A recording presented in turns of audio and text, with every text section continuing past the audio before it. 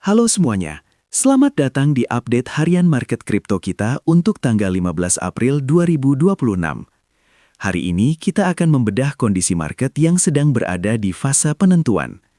Kita akan melihat bagaimana data inflasi global memberikan tekanan yang cukup berarti, serta bagaimana indikator siklus kita memberikan gambaran besar tentang posisi kita saat ini. Tetap simak pembahasan kita agar kita bisa melihat pergerakan market dengan lebih objektif. Penting untuk diingat bahwa seluruh materi dalam video ini bersifat edukatif dan bukan merupakan ajakan atau saran untuk melakukan transaksi keuangan apapun. Segala keputusan investasi berada sepenuhnya di tangan Anda. Gunakan analisis ini sebagai tambahan wawasan dalam pengambilan keputusan di pasar kripto yang fluktuatif. Melihat kalender ekonomi, rilis data inflasi PPI Amerika Serikat bulan lalu menunjukkan angka kenaikan 4% secara tahunan. Meskipun secara bulanan tercatat kenaikan 0,5%, angka ini ternyata lebih rendah dari ekspektasi pasar yang sebelumnya diprediksi akan lebih tinggi. Untuk agenda ke depan, kita perlu memperhatikan rilis data pengangguran Australia pada tanggal 16 April serta data pertumbuhan ekonomi Inggris di hari yang sama, yang bisa memberikan sentimen lanjutan bagi aset risiko. Berita pertama yang menjadi sorotan adalah data Indeks Harga Produsen atau PPI Amerika Serikat. Meskipun sempat ada kekhawatiran kenaikan inflasi wholesale yang mencapai 4%, faktanya data ini ternyata lebih dingin dibandingkan prediksi analis. Ini memberikan sedikit napas bagi pasar, karena kekhawatiran akan kenaikan suku bunga yang agresif dari Bank Sentral Amerika menjadi sedikit mereda untuk sementara waktu. Berikutnya, dari kawasan Asia, Bank Sentral Singapura memutuskan untuk memperketat kebijakan moneter mereka. Langkah ini diambil sebagai langkah preventif terhadap tekanan harga energi dan ketegangan geopolitik yang masih terasa. Bagi pasar kripto, kebijakan moneter ketat di pusat keuangan global seperti Singapura biasanya akan berdampak pada likuiditas. Jadi, ini adalah faktor yang perlu tetap kita pantau. Terakhir, sentimen secara keseluruhan mulai bergeser ke arah yang lebih positif pasca data PPI yang lebih rendah dari ekspektasi.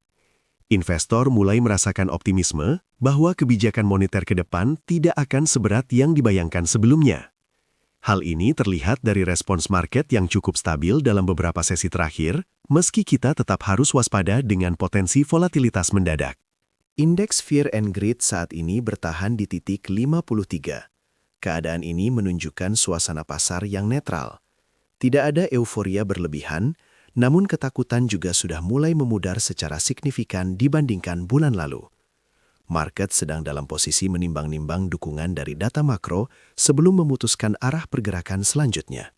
Untuk indikator P-Cycle Top, saat ini kita berada jauh di bawah garis lampu peringatan, dengan rata-rata 110 hari yang berada di $76.000, dibandingkan rata-rata 350 hari yang jauh lebih tinggi di atas $194.000, kita masih memiliki banyak ruang sebelum indikator ini menyatakan titik jenuh siklus. Melihat indikator Puel Multiple, kita berada di angka 0,79.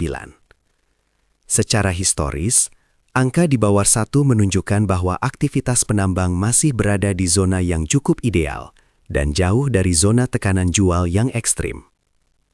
Ini adalah indikator kesehatan jaringan yang menunjukkan bahwa kita belum berada di puncak siklus. Dari total 30 indikator siklus yang kita pantau setiap harinya, belum ada satupun yang memberikan sinyal merah atau fase distribusi. Mulai dari MVRV Z-Score, Net Unrealized PNL, hingga indikator makro lainnya, semuanya masih menunjukkan kita berada dalam fase akumulasi atau pertumbuhan yang sehat. Kondisi ini memberikan gambaran bahwa siklus jangka panjang masih berjalan pada jalurnya. Sekian analisis untuk hari ini. Ingatlah bahwa konten ini dibuat semata-mata untuk tujuan edukasi dan berbagi perspektif pasar.